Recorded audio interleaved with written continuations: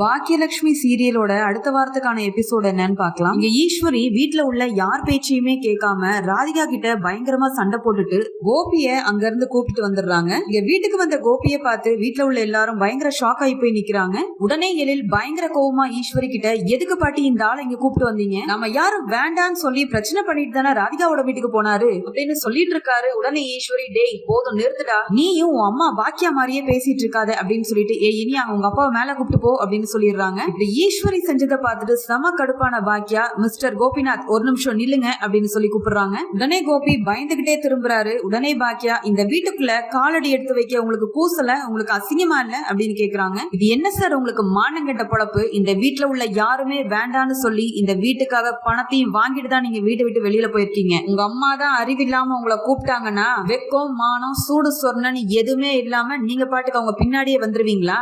பாக்கியா பயங்கர கோவமா கோபியை திட்டிட்டு இருக்காங்க. உடனே ஈஸ்வரி, ஏய் பாக்கியா என்ன பேசிட்டு இருக்க? நமக்கு ரொம்ப கொழுப்பாயிருச்சு, எப்படி வாயாடுற பாரு அப்படின்னு சொல்லி திட்டுறாங்க. போதும் நிறுத்துங்கத்த, உங்க ரெண்டு பேத்துக்கும் நான் பணிஞ்சு போன காலம் எல்லாம் மலையேறி போச்சு. நான் பணத்துக்காக யார்கிட்டையும் கையேந்தி நிக்கல, நான் சுயமா சம்பாதிச்சுட்டு இருக்கேன். இது என்னுடைய வீடு.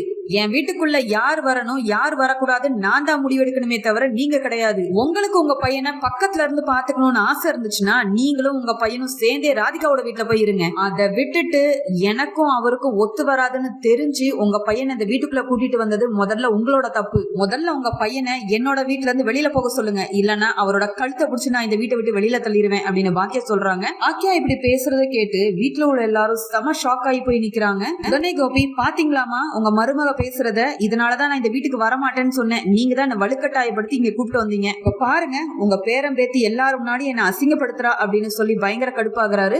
பாக்கியா, அவ்வளோ ரோஷம் உள்ள நீங்க இந்த வீட்டுக்குள்ள காலடி எடுத்து வச்சிருக்கவே கூடாது அப்படின்னு கோபி கிட்ட சொல்றாங்க. இன்னும் ரோஷம் இருக்க மாதிரி தெரியலையே, அப்படி இருந்திருந்தா நான் கேட்ட கேள்விக்கு நீங்க வெளியில போயிருப்பீங்க சார் அப்படின்னு சொல்றாங்க. உடனே கோபி, இந்த பாக்கியா கிட்ட எல்லாம் பேச்சு வாங்கணும்னு எனக்கு தலையெடுத்தாமா, இதுக்கு நான் அங்கேயே ராதிகா கூட இருந்திருப்பேன், என்ன எதுக்கு இங்க கூப்பிட்டு வந்தீங்க அப்படின்னு சொல்லிட்டு வெளியில கிளம்புறாரு. பாக்கியா கோபியை கழுத்தை பிடிச்சி வெளியில தள்ளாத குறையா அசிங்கமா பேசி அவர் வெளியில போன உடனே கதவை அடைச்சிடுறாங்க. கோபி ரொம்பவே அசிங்கப்பட்டு தலை குனிஞ்சு வெளியில நின்னுட்டு இருக்காரு. அந்த சமயம் அங்க ராதிகா வராங்க. என்ன சார் உங்க அம்மா ரொம்ப பந்தாவா பேசி உங்களை கைப்பிடிச்சு வீட்டுக்குள்ள கூட்டிட்டு போனாங்க, என்ன அடிச்சு துரத்திட்டாங்களா அப்படின்னு கேக்குறாங்க. கோபி பாக்கியா கிட்டயும் ரொம்ப அசிங்கப்பட்டு வெளியில வந்து ராதிகா கிட்டயும் ரொம்ப கேவலப்பட்டு என்ன செய்யறதுன்னே தெரியாம முழிச்சிட்டு நிக்கிறாரு.